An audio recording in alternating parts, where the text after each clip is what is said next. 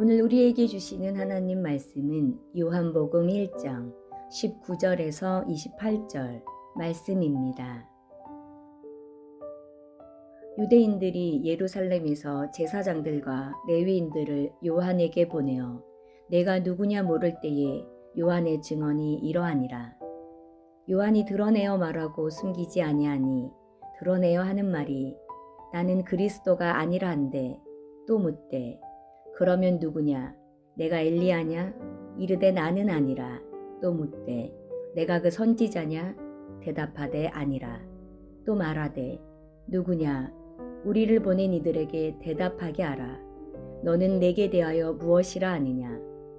이르되 나는 선지자 이사야의 말과 같이 주의 길을 곧게 하라고 광야에서 외치는 자의 소리로라 하니라. 그들은 바리새인들이 보낸 자라. 또 물어 이르되 내가 만일 그리스도도 아니요 엘리야도 아니요 그 선지자도 아닐진데 어찌하여 세례를 베푸느냐. 요한이 대답하되 나는 물로 세례를 베풀거니와 너희 가운데 너희가 알지 못하는 한 사람이 섰으니 곧 내 뒤에 오시는 그이라. 나는 그의 신발끈을 풀기도 감당하지 못하겠노라 하더라. 이 일은 요한이 세례 베풀던 곳 요단강 건너편 베다니에서 일어난 일이니라.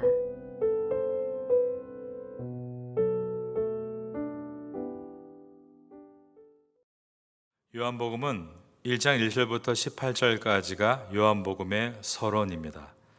서론 부분은 본론을 읽기 위한 지도와 같은 역할을 합니다.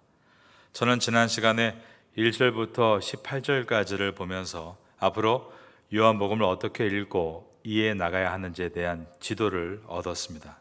요한복음의 서론 강해를 들으시고 또 요한복음 1장 1절로 18절을 들으시면서 이 요한복음이 참으로 신기하고 심오한 하나님의 진리의 말씀인 것을 여러분들도 공감하셨을 거라 생각합니다. 오늘은 요한복음의 본론을 시작하는 첫날입니다. 특별히 본론의 시작인 요한복음 1장 19절에서 1장의 끝인 51절까지는 예수님께서 공생의 사역을 준비하는 내용이 기록되어 있습니다. 그리고 2장 1절부터 가나안 지역에서 있었던 혼인잔치에 참석하시면서부터 이제 예수님의 공생애가 본격적으로 시작됩니다. 1장 19절에서 51절까지가 예수님께서 공생의 사역을 준비하시는 내용인데 그 준비는 두 가지였습니다. 하나는 성령을 받으심으로 공생애를 준비하셨고 또 하나는 사람을 세우심으로 공생애를 준비하셨습니다. 우리도 하나님의 사역을 시작할 때 먼저 성령의 충만함을 받아야 합니다. 하나님의 일은 돈이나 건평의 숫자로 되어지는 것이 아님을 우리는 끊임없이 생각해야 합니다. 물질의 유혹, 숫자의 유혹으로부터 벗어나기 위해 끊임없이 깨어 있어야 한다는 말입니다. 하나님의 일은 누가 하는가? 하나님의 일은 성령 받은 사람이 하는 것입니다. 하나님은 성령 충만한 사람을 사용하셔서 세상을 바꿔 나가십니다. 그러므로 우리는 전능하신 능력의 하나님의 통로가 되기 위해 깨끗하고 거룩하신 성령으로 충만한 사람이 되는 것에 초점을 맞추어야 합니다. 그러한 여러분 될 수 있기를 예수님의 이름으로 축원합니다.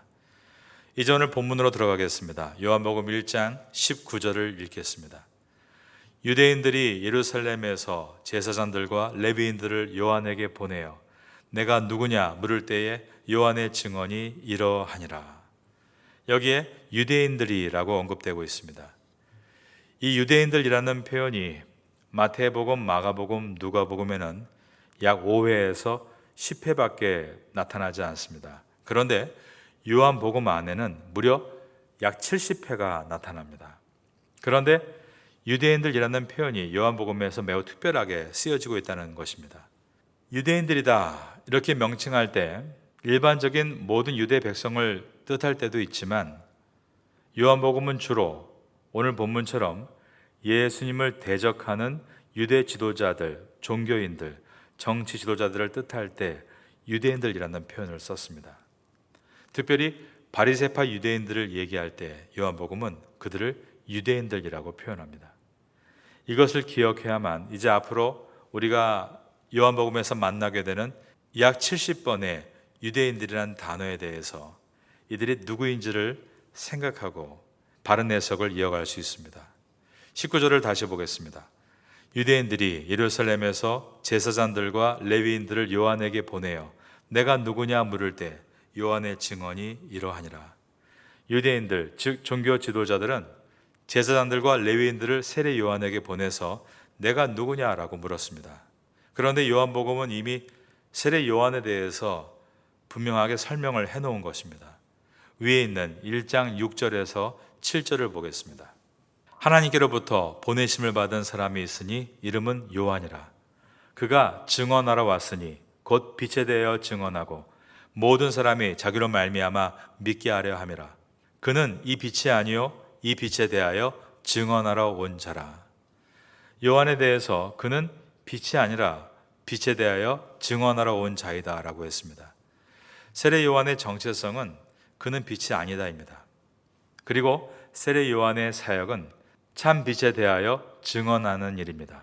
이와 같이 그가 빛이 아니다라는 내용이 오늘 본문인 1장 19절에서 28절까지의 내용입니다. 그 중에 19절에서 23절을 보겠습니다. 유대인들이 예루살렘에서 제사장들과 레위인들을 요한에게 보내어 내가 누구냐 물을 때 요한의 증언이 이러하니라. 요한이 드러내어 말하고 숨기지 아니하니 드러내어 하는 말이 나는 그리스도가 아니라는데 또 묻되 그러면 내가 누구냐 내가 엘리야냐 이르되 나는 아니라. 또 묻되 내가 그 선지자냐 대답하되 아니라. 또 말하되 누구냐 우리를 보낸 이들에게 대답하게 하라. 너는 내게 대하여 무엇이라 하느냐 이르되 나는 선지자 이사야의 말과 같이 주의 길을 곧게 하라고 광야에서 외치는 자의 소리로라 하니라. 우리는 세례 요한의 말과 모습을 통해 그 사람의 됨됨이를 보게 됩니다. 복음은 어떻게 증거합니까? 물론 복음은 말로 증거합니다. 하지만 결국 복음은 그 사람의 됨됨이를 통해 증거된다는 것을 우리가 잊지 말아야 합니다. 내가 복음을 증거하는데 나의 사람됨이 온당하지 못할 때는 그 복음을 부끄럽게 만드는 것입니다. 사람의 됨됨이가 복음의 증거가 된다는 것을 꼭 기억하십시오. 그러므로 신앙생활이란 결국 어떠한 사람이 되어 가느냐에 있습니다. 나의 사람 됨됨으로 복음이 증거되기 때문입니다. 세례 요한은 전통적인 방식을 쫓아 살던 사람이 아닙니다. 세례 요한이 어떤 옷을 입고 있었습니까? 약대 털옷을 입고 있었습니다. 그가 어떤 음식을 먹었습니까? 메뚜기와 석청, 들꿀이라고 하죠. 그것을 먹으며 그가 어디에서 살았는가? 그는 마을에 있는 집이 아니라 광야에서 살았습니다. 이렇게 복장이 특이하고 먹는 음식도 특이하고 잠자는 것도 특이한 의식주가 특이한 사람이었습니다. 세례 요한의 행적은 일반적인 랍비의 루트에서 벗어나 있었던 것입니다. 제가 드리고자 하는 말씀은 전통적인 길이 나쁘다는 뜻이 아니라 이와 같이 비전통적인 행적을 쫓아가는 사람들이라 할지라도 그것을 가지고 틀린 것이다 말할 수 없다는 것을 여러분께 설명하고 있습니다. 우리는 어떤 눈에 보이는 그런 외형적인 것이 아니라 그의 내면의 진실성을 볼 수 있어야 합니다. 많은 사람들이 세례 요한을 따르고 있었고 그리고 세례 요한의 가르침에 열광하고 있었습니다. 그렇기 때문에 이 당시에 종교 지도자들과 정치 지도자들에게 세례 요한은 골치 아픈 사람이었습니다. 그래서 오늘 본문을 보면 유대인들, 즉 정치, 종교 지도자들이 사람을 보내서 도대체 너는 누구냐? 너 입는 그 옷 복장이 뭐냐? 먹는 게 그게 뭐냐? 내가 그리스도냐? 엘리야와 같은 선지자냐? 즉 요한을 신문했던 것입니다. 여러분, 이제 예수님께서 나중에 신문을 당하시게 됩니다. 그러므로 오늘 본문에서 세례 요한이 신문당하는 이 장면은 우리 구주 예수 그리스도께서 앞으로 신문당하시게 될 모습을 미리 보여주고 있는 것입니다. 요세푸스라는 역사책이 있습니다. 요세푸스는 예수님 당시보다는 약 몇십 년 후대에 있었던 유대인인데 그가 있었던 당시, 즉 서기 70년에 로마가 예루살렘 성전과 예루살렘을 완전히 무너뜨리는 장면을 그가 생생히 목격하고 기록한 역사책이 요세푸스라는 책입니다. 이 요세푸스의 책에 보면 세례 요한에 대한 기록이 있는 것입니다. 즉 세례 요한은 실존 인물이라는 것을 역사책이 증언합니다. 그런데 요세푸스 책에 이 세례 요한에 대해서 이렇게 기록이 되어 있는 것입니다. 요한은 선한 사람이었다. 그는 유대인들에게 서로 의를 행하고 살 것과 하나님 앞에서 경건하게 살 것을 강조하면서 그것을 실천하고 나서 세례를 받으라고 주장했다. 요한의 말을 듣고 감동한 사람들이 구름대처럼 요한에게 몰려들자 요한의 영향력이 커지는 것을 본 분봉왕 헤롯은 혹시 요한이 기고만장해서 반역을 일으키지 않을까 심히 걱정하기에 이르렀고 마침내 요한을 처형하여 후환을 없애는 것이 상식이라는 결론을 낳았다. 결국 분봉왕 헤롯의 의심 많은 성격 때문에 요한은 마케로스 성으로 보내져 감금되었다가 마침내 그곳에서 처형되고 말았다. 이런 일이 있었기 때문에 유대인들은 분봉왕 헤롯 군대의 패배를 하나님의 심판이요 헤롯에 대한 하나님의 분노의 증표로 여겼다. 이것이 세속의 역사책인 요세푸스에 기록된 세례 요한의 이야기입니다. 그는 선한 사람이요 정의로운 사람이며 경건한 사람이고 사람들에게 많은 감동을 일으켰다라고 기록한 것입니다. 우리가 이 기록을 통해 깊이 생각해야 되는 것이 있습니다. 세례 요한이 물론 유명하고 영향력이 컸던 사람인 것이 돋보이지만 그를 진정 돋보이게 하는 것은 그가 유명하고 영향력이 있었기 때문이 아니라 세례 요한이 그렇게 유명해졌음에도 불구하고 그가 변질되지 않았다는 것에 진면목이 있는 것입니다. 세례 요한의 진면목을 저는 크게 두 가지 관점에서 볼 수 있다고 생각합니다. 첫 번째는 세례 요한의 단순함입니다.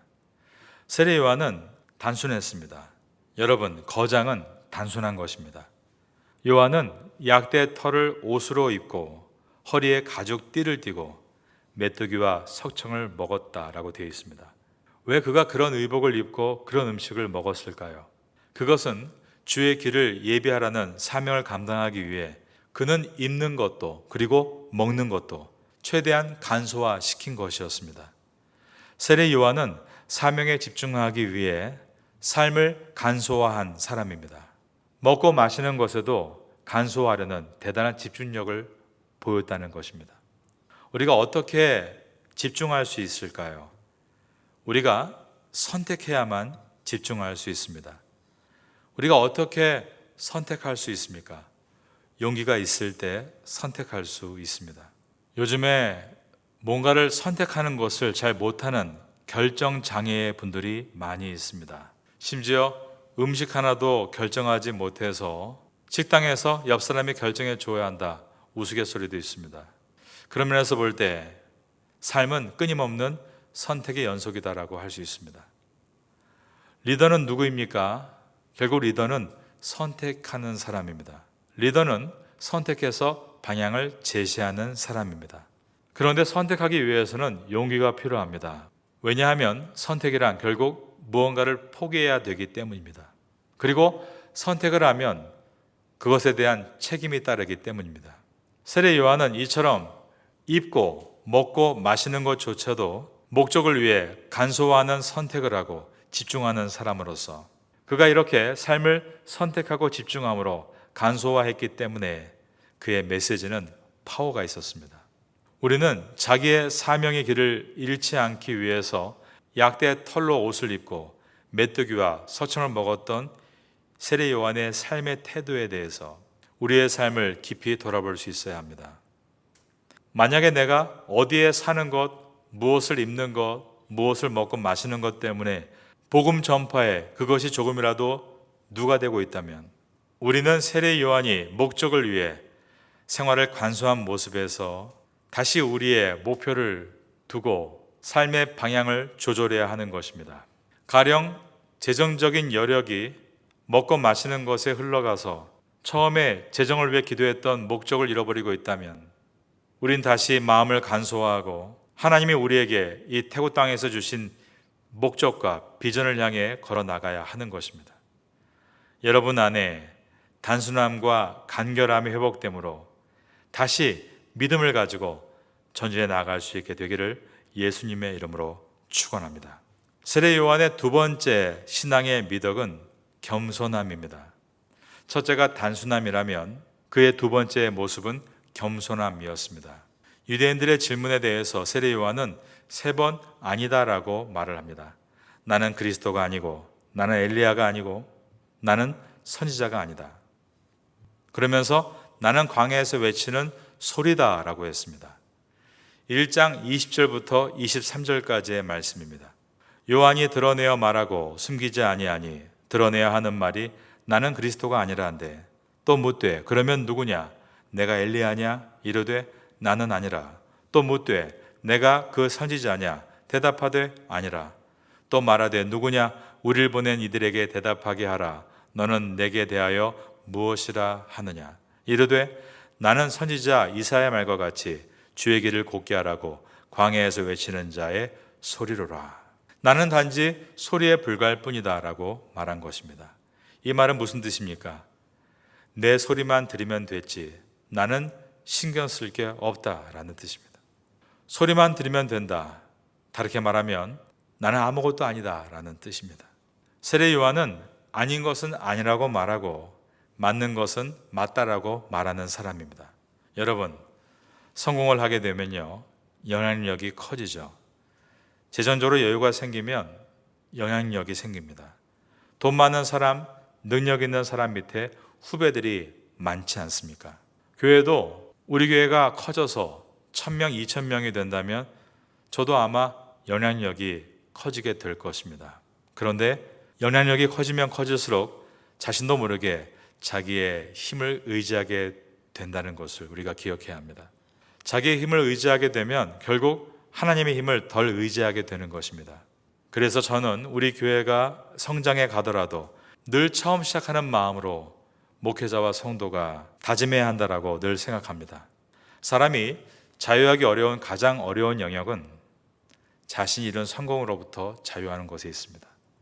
내가 어떻게 했는데, 내가 이 일을 위해서 어떤 수고를 했는데, 바로 그때부터 내가 쌓은 경력과 경험에 구속되는 것입니다. 그것에서부터 자유할 때 우린 진정한 자유를 얻게 된다는 것을 기억해야 합니다.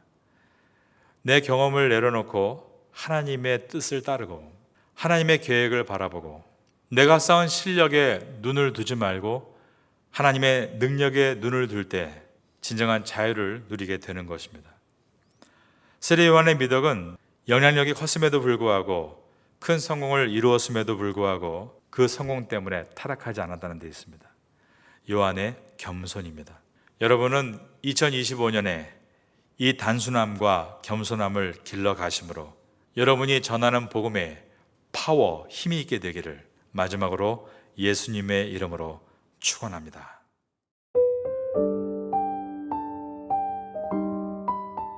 지금은 함께 기도하는 시간입니다.